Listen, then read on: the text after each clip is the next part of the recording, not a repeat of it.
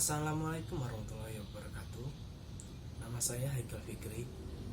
Baiklah, di sini saya akan menjelaskan tentang pasar digital versus pasar tradisional. Yang pertama yaitu dari faktor biaya pencarian. Pada pasar digital, biaya pencarian rendah dikarenakan jika kita ingin mencari suatu barang, kita tinggal menuliskan kata kunci barang tersebut pada kolom pencarian. Selanjutnya, barang-barang yang kita inginkan akan muncul sesuai dengan kata kunci yang kita ketik. Sedangkan pada pasar tradisional, biaya pencarian tinggi dikarenakan jika kita menginginkan suatu barang, kita harus mencari dari satu toko ke toko lain untuk mencari barang yang kita inginkan. Alasan tersebutlah yang membuat biaya pencarian pada pasar tradisional tinggi. Selanjutnya yaitu biaya transaksi.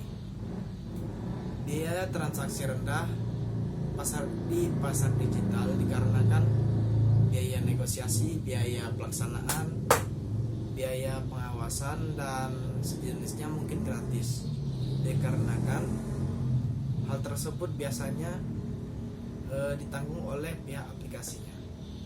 Sedangkan pada pasar tradisional, kita harus membayar biaya-biaya tersebut untuk melakukan transaksi.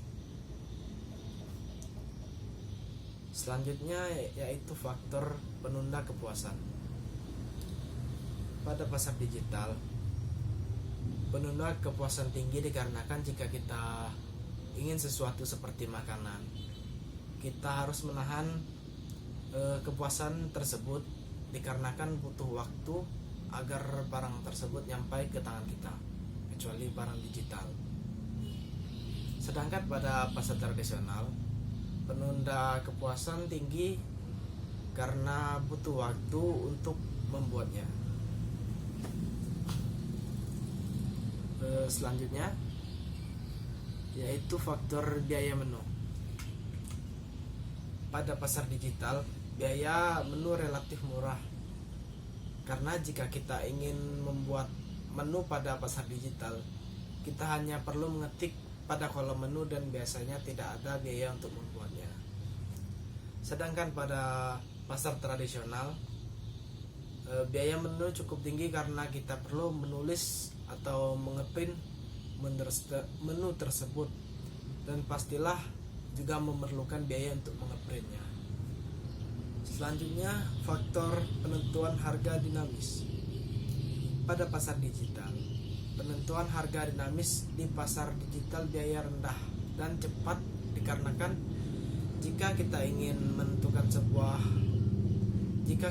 menentukan harga sebuah barang, kita hanya perlu melihat harga barang yang sudah ada di pasar tersebut, dan biasanya hal ini tidak memerlukan biaya.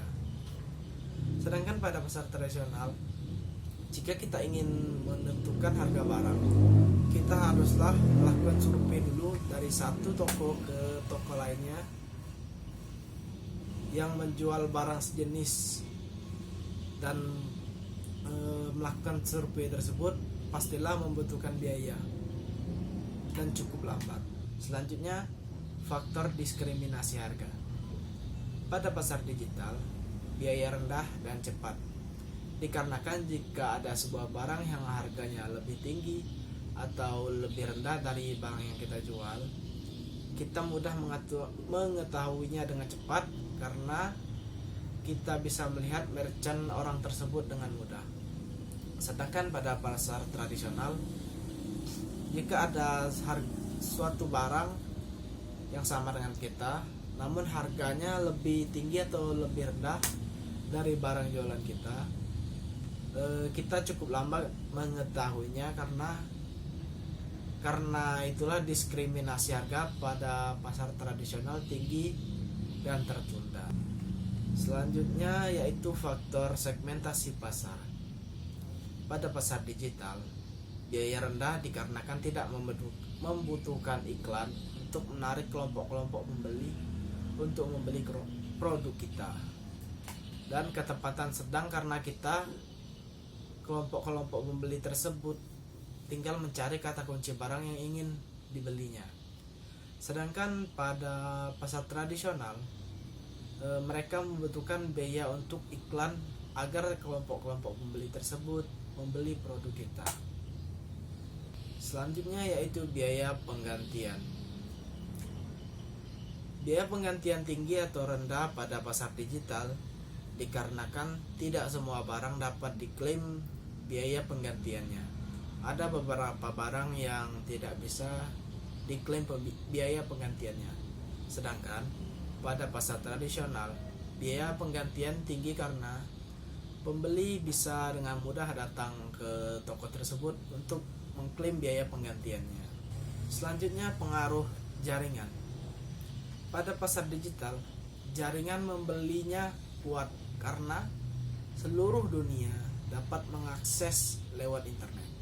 Sedangkan pada pasar tradisional, jaringannya lemah dikarenakan hanya orang-orang di daerah pasar tersebut yang dapat mengaksesnya.